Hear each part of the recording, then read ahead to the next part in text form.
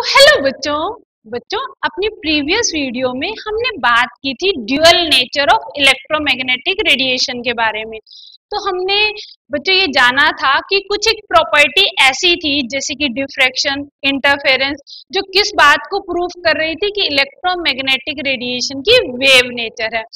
उसके बाद बच्चों हमने बात की थी ब्लैक बॉडी रेडिएशन के बारे में, और हमने जाना था कि ब्लैक बॉडी के रेडिएशन के फिनोमिना को मैक्स प्लैंक ने एक्सप्लेन किया था अपने एक कंसेप्ट को यूज करके। किसको? क्वांटाइजेशन। उन्होंने अपनी प्लैंक क्वांटम थ्योरी दी थी और उन्होंने कहा था कोई भी एनर्जी है वो कंटिन्यूअसली एमिट या एब्जॉर्ब नहीं होती। कैसे एमिट या एब्जॉर्ब होती है? In the form of small packets of energy, जिसको उन्होंने नाम दिया था क्वांटा, और लाइट के केस में इसी को उन्होंने नाम दिया था फोटोन। और बच्चों जो सबसे स्मॉल क्वांटा है उसकी एनर्जी क्या थी? E is equal to h nu, जहां H हमारे पास है प्लैंक कांस्टेंट और न्यू जो है वो है frequency of the incident radiation. तो उसी टाइमलाइन में आगे बढ़ते हुए बच्चों आज हम बात करेंगे फोटो इलेक्ट्रिक इफेक्ट की, जिसने फर्दर इस बात को कंफर्म किया था कि इलेक्ट्रोमैग्नेटिक रेडिएशन की पार्टिकल नेचर होती है। तो फोटो इलेक्ट्रिक इफेक्ट के बारे में जो सबसे पहली जो स्टडी की थी वो की थी हर्ट्ज ने। हर्ट्ज ने कब? 1887 में। ठीक है, 1887 में हमारे पास एक साइंटिस्ट थे हर्ट्ज। उन्होंने अपना ये फिनोमिना फोटो इलेक्ट्रिक इफेक्ट का ऑब्जर्व किया था। तो उन्होंने क्या ऑब्जर्व किया कि जब हम कोई लाइट बीम स्ट्राइक करवाते हैं किसके ऊपर? मेटल की सरफेस के ऊपर, और वो मेटल कौन सी हमें लेनी है? वो मेटल कौन सी हो सकती है? वो मेटल हो सकती है पोटेशियम की, वो मेटल हो सकती है सीजियम की, वो मेटल हो सकती है रुबीडियम की। ठीक है, इस तरह से हम पोटेशियम, सीजियम, रुबीडियम, कोई भी हम अल्कली मेटल, कोई भी ऐसी मेटल जिसके इलेक्ट्रॉन लूजली बाउंडेड होते हैं, जब उस मेटल के ऊपर हमने लाइट की बीम स्ट्राइक करवाई तो उन्होंने क्या ऑब्जर्व किया कि जैसे ही लाइट की बीम यहाँ स्ट्राइक की तो यहाँ से कुछ इलेक्ट्रॉन्स क्या हुए? एमिट हुए, कुछ इलेक्ट्रॉन्स यहाँ से बाहर निकले। क्योंकि वो इलेक्ट्रॉन लाइट से निकले थे, फोटोन के स्ट्राइक करने से निकले थे, इसलिए उन्होंने इन इलेक्ट्रॉन्स को नाम दिया था बच्चों फोटो इलेक्ट्रॉन। और इन्होंने यहाँ एक डिटेक्टर जिसको पॉजिटिव टर्मिनल बनाया था उसका यूज करके इन इलेक्ट्रॉन्स को इन्होंने डिटेक्ट किया। जो अपने एक्सपेरिमेंटल सेटअप से उन्होंने क्या ऑब्जर्व किया? तो उन्होंने ये ऑब्जर्व किया कि जब तक जो इंसिडेंट लाइट, जो लाइट इंसिडेंट हो रही थी ना, उस लाइट की अगर फ्रीक्वेंसी एक पर्टिकुलर फ्रीक्वेंसी से कम थी तब तक कोई इलेक्ट्रॉन इजेक्ट नहीं हुआ। तो हर मेटल के लिए एक अलग अलग पर्टिकुलर फ्रीक्वेंसी थी।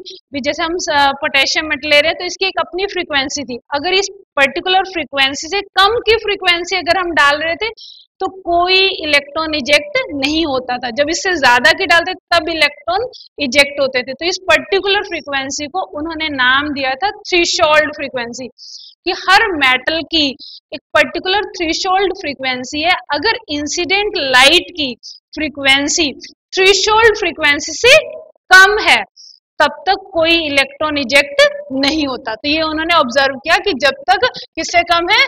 थ्रेशोल्ड फ्रीक्वेंसी से लेस है तब तक कोई इलेक्ट्रॉन इजेक्ट नहीं होता, कोई इलेक्ट्रॉन इजेक्ट नहीं होता।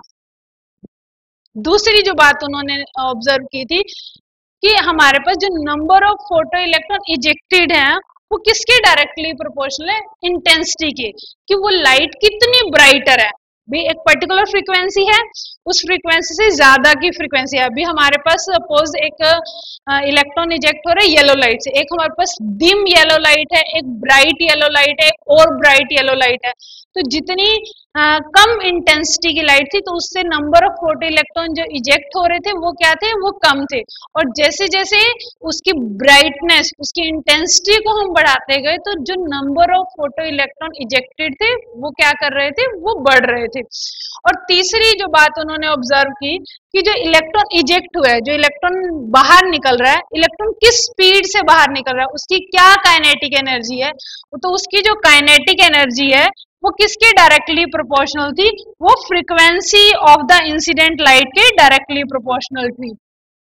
तो ये कुछ एक उनकी ऑब्जर्वेशन थी कि पहली बात कि इलेक्ट्रॉन तब तक इजेक्ट नहीं होता जब तक उसकी फ्रीक्वेंसी इंसिडेंट लाइट की एक पर्टिकुलर फ्रीक्वेंसी से कम होती है, तब तक इलेक्ट्रॉन इजेक्ट नहीं होता। दूसरी बात, नंबर ऑफ इलेक्ट्रॉन कितने इजेक्ट होंगे वो किस पे डिपेंड कर रहा था, इंटेंसिटी पे। जितनी ज्यादा ब्राइटनेस थी उतने ज्यादा नंबर ऑफ इलेक्ट्रॉन इजेक्ट हो रहे थे। और तीसरी बात कि जो इजेक्टेड इलेक्ट्रॉन है उसकी काइनेटिक एनर्जी डायरेक्टली डिपेंडेंट थी किसके ऊपर, फ्रीक्वेंसी के ऊपर। जितनी ज्यादा फ्रीक्वेंसी की लाइट हम इंसिडेंट कर रहे थे उतनी ज्यादा इलेक्ट्रॉन की, इजेक्टेड इलेक्ट्रॉन की काइनेटिक एनर्जी थी। ठीक है, तो बच्चों हर्ट्ज ने अपनी ऑब्जर्वेशन को क्लासिकल फिजिक्स के साथ कोरिलेट किया। तो देखो क्लासिकल फिजिक्स ये कहती थी कि अगर हमारे पास जो नंबर ऑफ इलेक्ट्रॉन इजेक्टेड है और दूसरी जो चीज है काइनेटिक एनर्जी, वो किस पे डिपेंड करती है, वो डिपेंड करती है intensity of the light radiation. कि अगर हम ब्राइटर लाइट यूज करते हैं तो क्लासिकल फिजिक्स के अकॉर्डिंग जितनी ब्राइटर या जितनी इंटेंस लाइट हम यूज करते हैं तो इजेक्टेड इलेक्ट्रॉन बढ़ जाएंगे और इजेक्टेड इलेक्ट्रॉन की काइनेटिक एनर्जी भी बढ़ती जाएगी अगर हमने क्या बढ़ा दी, इंटेंसिटी बढ़ा दी। लेकिन हमारी जो एक्चुअल हर्ट्ज ने जो ऑब्जर्व किया था, उन्होंने ये ऑब्जर्व किया था कि जो काइनेटिक एनर्जी है इजेक्टेड इलेक्ट्रॉन की वो इंटेंसिटी पे डिपेंड नहीं करती। तो वो किस पे डिपेंड करती थी, तो वो बच्चे डिपेंड करती थी फ्रीक्वेंसी पे। जो काइनेटिक एनर्जी थी वो इंटेंसिटी पे डिपेंड नहीं करती थी, वो डिपेंड करती थी किसके ऊपर, frequency of the incident radiation. तो वो इंटेंसिटी पे डिपेंड नहीं करती थी, हमने इसको क्या कर दिया, क्रॉस कर दिया, और वो डिपेंड किसके ऊपर कर रही है, फ्रीक्वेंसी के ऊपर। तो अब इस बात को एक्सप्लेन करना था। जैसे उन्होंने एक और चीज देखी कि जब ना हमने क्या किया, पोटेशियम मेटल ली और पोटेशियम मेटल को इरेडिएट किया, ठीक है, किससे, रेड लाइट से, उसके ऊपर रेड लाइट डाली, ब्राइटर रेड लाइट डाली। और रेड लाइट की बच्चों फ्रीक्वेंसी कितनी होती है, 4.3 टू 4.6 हर्ट्ज इंटू 10⁻14, इतने हर्ट्ज की फ्रीक्वेंसी है, 4 इंटू 10 की पावर 14 हर्ट्ज तक की। तो जब रेड लाइट इसके ऊपर इंसिडेंट की, चाहे हमने कितने भी टाइम तक इंसिडेंट की और चाहे कितनी भी ब्राइटर इंसिडेंट की, लेकिन क्या ऑब्जर्व किया, कोई इलेक्ट्रॉन इजेक्ट नहीं हुआ। अगर इंटेंसिटी बढ़ाने पे, ब्राइटनेस बढ़ाने पे इलेक्ट्रॉन को एनर्जी ज्यादा सप्लाई हो रही तो इलेक्ट्रॉन इजेक्ट हो जाना चाहिए था, लेकिन एक्चुअल में कोई इलेक्ट्रॉन इजेक्ट नहीं हुआ। और लेकिन जब हमने यहाँ येलो लाइट डाली, कौन सी लाइट डाली, येलो कलर की लाइट जब यूज की, तो येलो कलर की लाइट की जो फ्रीक्वेंसी है वो कितनी है, 5.1 से लेकर 5.2 इंटू 10⁻14 हर्ट्ज। तो इसकी फ्रीक्वेंसी क्या है, ज्यादा थी। रेड कलर की फ्रीक्वेंसी कम और येलो लाइट की फ्रीक्वेंसी क्या थी, ज्यादा थी। तो जैसे ही वो येलो कलर की लाइट डाली, भले हमने डिम लाइट डाली, हमने less brighter yellow light use की, लेकिन फिर भी क्या ऑब्जर्व किया, इलेक्ट्रॉन्स क्या हो गया, इजेक्ट हो गया। तो वो इस बात को इस तरह से ऑब्जर्व किया गया, एक्सप्लेन किया, क्योंकि जो हमारे पास पोटेशियम मेटल थी उसकी थ्रेशोल्ड फ्रीक्वेंसी थी, कितनी थी, 5। तो जो 5 इंटू 10 की पावर 14 हर्ट्ज, ये उसकी क्या थी, ये उसकी थ्रेशोल्ड फ्रीक्वेंसी थी। तो जब बच्चों उसकी जो लाइट हम डाल रहे थे उसकी फ्रीक्वेंसी थ्रेशोल्ड फ्रीक्वेंसी से कम थी, तो कोई इलेक्ट्रॉन इजेक्ट नहीं हुआ। और जैसे ही इस पर्टिकुलर थ्रेशोल्ड फ्रीक्वेंसी से इसकी एनर्जी बढ़ गई तो क्या हुआ, इलेक्ट्रॉन क्या हुआ, इजेक्ट हो गया।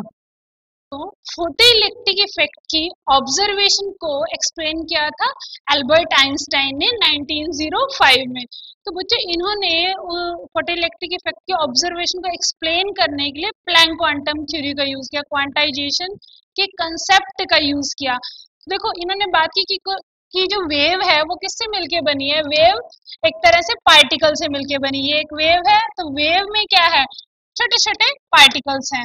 ये पार्टिकल जैसे लाइट की इलेक्ट्रोमैग्नेटिक रेडिएशन के केस में हमने इन्हें क्या कहा था, क्वांटा, और लाइट के केस में क्वांटास को हम क्या कहते हैं, फोटॉन्स कहते हैं। तो उन्होंने कहा कि जैसे ही एक लाइट बीम स्ट्राइक करती है मेटल की सरफेस पे, तो वो क्या करती है, अपनी एनर्जी ट्रांसफर कर देती है इलेक्ट्रॉन को। तो देखो बच्चों यहाँ इलेक्ट्रॉन की क्वांटाइजेशन के कंसेप्ट को भी समझना पड़ेगा कि जो इलेक्ट्रॉन की एनर्जी है ना वो भी कैसे क्वांटाइज्ड है। इलेक्ट्रॉन ऐसे नहीं कि कंटिन्यूअसली एमिट या एब्जॉर्ब करता है, it absorb only certain fix value of energy. मैं आपको एक जनरल लाइफ के एग्जांपल से बात समझाती हूँ। भी सपोज बच्चों आप एक बस में ट्रेवल कर रहे हो, ठीक है, और उस बस में आपसे कंडक्टर ने कहा है कि इस बस का किराया 100 रुपीज है, ठीक है। तो आपने कहा कि मेरे पास 10 के नोट्स हैं, आपने उसे आपने 100 काउंट किए, 10 रुपीज के 10 नोट्स आप उससे देने लगे, तो कहता है नहीं 100 मीन्स 100, तो उसने मना कर दिया। आप उसे 10-10 रुपए के 10 नोट दे रहे थे लेकिन उसने एक्सेप्ट नहीं किए। फिर आपने सोचा चलो हम 20 वाले नोट भी हमारे पास है, हम 5 नोट 20 वाले दे देते हैं, 100 पूरे हो जाएंगे, लेकिन उसने वो भी एक्सेप्ट नहीं किया। आपने सोचा भी ये ले 20, ये 20, ये 20, 5 नोट ले ले पूरे हो गए, लेकिन नहीं, आपने सोचा 50-50 के 2 नोट्स दे दे, तो 50-50 के 2 नोट्स दे दे वो भी 100 हो जाएंगे, लेकिन वो भी उसने एक्सेप्ट नहीं किए। 100 मीन्स 100, तो आपने जब उसे 100 दिया तभी उसने टिकट दी। तो इसी तरह भी वो कंडक्टर एक्सेप्ट नहीं कर रहा कि आप उसे कंटिन्यूअसली देते हो। अभी इसी तरह से हम इलेक्ट्रॉन को अगर एनर्जी चाहिए बाहर निकलने के लिए 50 जूल, तो हम ऐसे नहीं कर सकते कि हम 10 जूल एनर्जी देते रहे, हम उसे 10 जूल के 5 पैकेट सप्लाई करें, 50 उसकी एनर्जी हो जाएगी और वो बाहर निकल जाएगा। नहीं, इलेक्ट्रॉन 10 जूल एनर्जी को एब्जॉर्ब भी नहीं करेगा, वो सिर्फ कुछ एक सर्टेन फिक्स वैल्यू ही एनर्जी की एब्जॉर्ब करता है। तो जब एनर्जी उसको सप्लाई की गई, जब एनर्जी जो सप्लाई की गई उसकी वैल्यू एक पर्टिकुलर वैल्यू से ज्यादा थी, तो हमारे पास जो इस रेडिएशन में फोटोन थे, ठीक है, वे पार्टिकल नेचर है ना, फोटोन है, तो उन्होंने क्या किया, अपनी एनर्जी इलेक्ट्रॉन को ट्रांसफर कर दी, और जैसे ही ट्रांसफर की at the same time electron क्या हो जाएगा, इजेक्ट हो जाएगा। जब उसको रिक्वायर्ड एनर्जी मिल जाएगी, जैसे आपने कंडक्टर को एग्जैक्टली 100 रुपीज दे दिए, तो फिर कोई डिस्प्यूट नहीं रहा और उसने तुरंत आपको टिकट काट के दे दी। तो इसी तरह से जैसे ही एक रिक्वायर्ड एनर्जी का फोटोन इलेक्ट्रॉन के साथ हिट किया, तो इलेक्ट्रॉन क्या हो गया, इजेक्ट हो गया। तो बीच में कोई टाइम लैग नहीं था।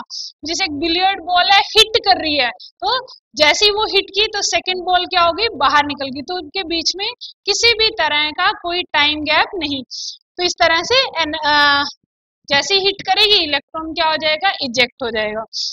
हमने ये बात नोट की कि अगर पर्टिकुलर फ्रीक्वेंसी होनी चाहिए, अगर उस पर्टिकुलर फ्रीक्वेंसी से कम फ्रीक्वेंसी है, तो चाहे आप कितनी भी टाइम तक इरेडिएट करते रहो, कितनी भी ब्राइटर लाइट यूज करो, लेकिन अगर फ्रीक्वेंसी कम है then it will not able to eject the electron.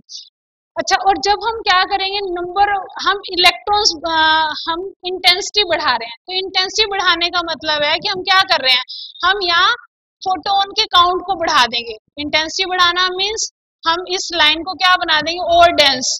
Brighter means this wave contains more number of photons. तो जब ज्यादा नंबर ऑफ फोटोन स्ट्राइक करेंगे, पर्टिकुलर वेव फ्रीक्वेंसी उसकी है, तो नंबर ऑफ इजेक्टेड इलेक्ट्रॉन भी क्या हो जाएंगे, ज्यादा हो जाएंगे। तो इस तरह से तो बच्चों पहली कंडीशन हमने डिस्कस कर ली कि जो फ्रीक्वेंसी होनी चाहिए वो एक पर्टिकुलर फ्रीक्वेंसी से ज्यादा होनी चाहिए, तभी इलेक्ट्रॉन इजेक्ट होगा। जब उस पर्टिकुलर फ्रीक्वेंसी का फोटोन स्ट्राइक करेगा, अपनी एनर्जी इलेक्ट्रॉन को ट्रांसमिट कर देगा।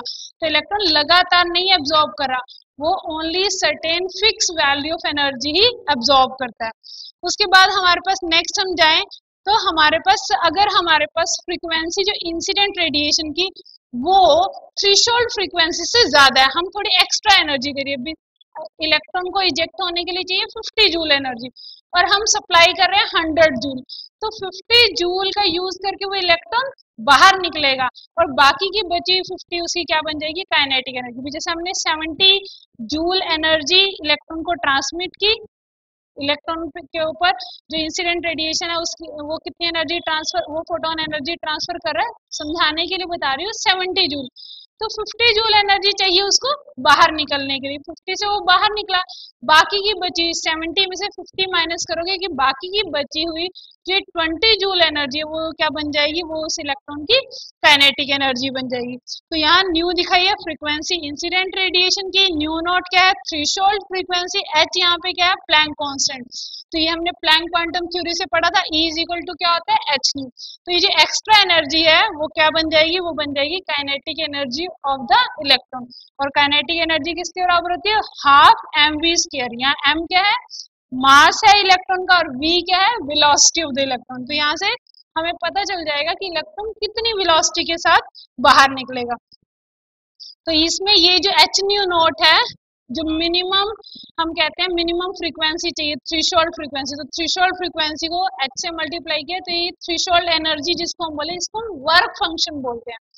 ये बच्चों हर मेटल का अपना स्पेसिफिक होता है, हर मेटल के लिए अपनी एक पर्टिकुलर थ्रेशोल्ड फ्रीक्वेंसी है, तो इसलिए हर मेटल का अपना एक स्पेसिफिक वर्क फंक्शन है। तो वर्क फंक्शन को अगर हमें कैलकुलेट करना हो तो ये 1/2 mv स्क्वायर उधर जाके क्या हो जाएगी माइनस की, तो हमारे पास इस तरह से कैलकुलेट कर सकते हैं। तो यहाँ बच्चों डिफरेंट मेटल का वर्क फंक्शन दे रखा है कि लिथियम के लिए कितनी वैल्यू है 2.42, सोडियम के लिए 2.3, पोटेशियम के लिए 2.25, तो डिफरेंट मेटल का यहाँ वर्क फंक्शन दिया गया है।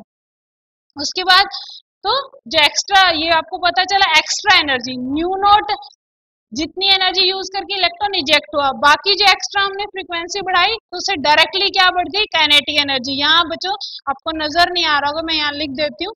तो इस साइड हमारे पास यहाँ हमने क्या ली है काइनेटिक एनर्जी ली है इलेक्ट्रॉन की। तो जैसे जैसे हम फ्रीक्वेंसी इंक्रीज करते जाएंगे डायरेक्टली मैनर में हमारे पास काइनेटिक एनर्जी इजेक्टेड इलेक्ट्रॉन की इंक्रीज करती जाएगी। इसी तरह से यहाँ दिखाया कि अगर हम इंटेंसिटी बढ़ा देते हैं तो इंटेंसिटी बढ़ाने से क्या होता है, जो इजेक्टेड इलेक्ट्रॉन है यहाँ लिखिए नंबर ऑफ इलेक्ट्रॉन इजेक्टेड, अगर लोअर इंटेंसिटी है तो इजेक्टेड इलेक्ट्रॉन का अमाउंट क्या है कम, और अगर हमने इंटेंसिटी क्या कर दी हाइयर तो इजेक्टेड इलेक्ट्रॉन की अमाउंट क्या है ज्यादा है। उसके बाद नेक्स्ट हम चले यहाँ बिल्कुल आपको क्लियरली पता चल जाएगा, जैसे यहाँ बच्चों दिखाया है, यहाँ हमने येलो लाइट डाली है, कौन सी लाइट डाली है येलो लाइट डाली है, ठीक है येलो लाइट है, लेकिन ये कैसी लाइट डाली है लेस इंटेंस। तो लेस इंटेंस थी, लेस इंटेंस का मतलब उसमें नंबर ऑफ फोटॉन्स क्या थे कम थे, नंबर ऑफ फोटोन जो हिट कर रहे थे कम थे, इसलिए इजेक्टेड इलेक्ट्रॉन क्या थे कम।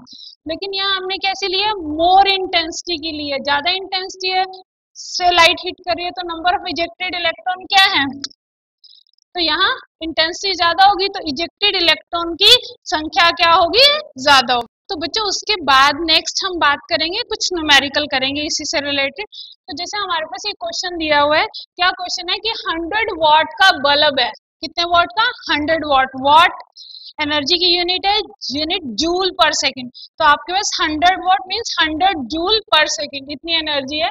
तो वो एमिट कर रहा है एक मोनोक्रोमेटिक लाइट को। मोनोक्रोमेटिक का क्या मतलब होता है, मोनोक्रोमेटिक का मतलब होता है ऐसी लाइट जिसमें सिंगल वेवलेंथ हो, उसमें और ज्यादा वेवलेंथ नहीं है, सिर्फ एक वेवलेंथ है। और कितने की 400 नैनोमीटर की। Calculate the number of photon emitted पर सेकंड बाय द बल्ब। तो देखो टोटल एनर्जी हमें पता है, तो मैं यहाँ लिखती जाती हूँ साथ साथ। देखो टोटल एनर्जी जो है वो एमिट कर रहा है, टोटल एनर्जी कितनी है 100 वॉट, ठीक है 100 वॉट को हम क्या लिख सकते हैं 100 जूल पर सेकंड, ठीक है। और दूसरी चीज हमारे पास गिवन क्या है, हमें दिया है वेवलेंथ। वेवलेंथ बच्चों दी हुई है कितनी 400 नैनोमीटर, ठीक है। तो हमें ये गिवन डाटा और उसने हमें क्या कहा है आपको निकालना है कि इतनी एनर्जी अगर सप्लाई की है तो उसमें कितने नंबर ऑफ फोटोन हमने सप्लाई किए हैं। तो हमें पता है एक फोटोन की एनर्जी क्या होती है, एक फोटोन की अगर हमें एनर्जी निकालनी हो तो हमारे पास फॉर्मूला होता है E इज इक्वल टू क्या होता है एच न्यू, ठीक है। और आपको पता है C किसके बराबर होता है लैम्डा इंटू में न्यू के बराबर होता है। तो यहाँ से अगर मैं न्यू फाइंड आउट करना चाहूँ तो यहाँ से न्यू किसके बराबर आएगा C ओवर लैम्डा के। तो यहाँ अगर मैं पुट कर दूं ये value E is equal to क्या हो जाएगा H इंटू में C ओवर लैम्डा। तो यहाँ पे तो बच्चों H यहाँ पे कितना है, H की वैल्यू है 6.626 इंटू में 10⁻⁻34 जूल सेकेंड। ठीक है, और सी हमारे पास वेलोसिटी है लाइट की, वो किसके बराबर होती है 3 × 10⁸ मीटर पर सेकेंड। उसके बाद हमारे पास बच्चों लैम्डा है, लैम्डा कितना है 400 नैनोमीटर। तो 400 नैनो को आप चेंज करोगे मीटर में, तो नैनो मीन्स 10⁻⁻9 कितना मीटर। तो यहाँ से मीटर कैंसिल हो गया, सेकंड से सेकंड। तो यहाँ से जब हम कैलकुलेट करेंगे बच्चों, तो ये जो है हमारे पास एनर्जी आई है, वो आई है 4.969 × 10⁻⁻19 जूल। तो ये बच्चों आई है एनर्जी एक फोटोन की। ये हमारे पास टोटल एनर्जी है। तो नंबर ऑफ फोटोन कैसे कैलकुलेट करेंगे? तो नंबर ऑफ फोटोन कैसे कैलकुलेट करेंगे? नंबर ऑफ फोटोन को कैलकुलेट करने के लिए एक फोटोन की एनर्जी इतनी है, टोटल एनर्जी थी, तो टोटल एनर्जी को एक फोटोन की एनर्जी से डिवाइड कर देंगे, तो हमारे पास क्या आ जाएगी, नंबर ऑफ फोटोन आ जाएंगे। तो टोटल एनर्जी है 100, एक फोटोन की एनर्जी कितनी है 4.969 × 10⁻⁻19। ठीक है, तो बच्चों इसको सॉल्व कर लेंगे। सॉल्व करके ये हमारे पास कितना आता है 2.012 × 10⁻20।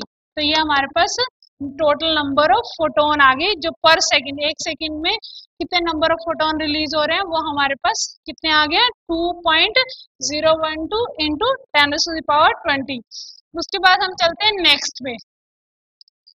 तो बच्चों नेक्स्ट यहाँ पे जो क्वेश्चन दिया गया है, आपको कहा गया है कैलकुलेट करो kinetic energy of the electron emitted from the surface of a metal. आपको क्या कैलकुलेट करनी है, काइनेटिक एनर्जी। तो मैं लिखती जाती हूँ, हमें निकालनी है, क्या निकालनी है, काइनेटिक एनर्जी। ये हमारा क्या है क्वेश्चन मार्क।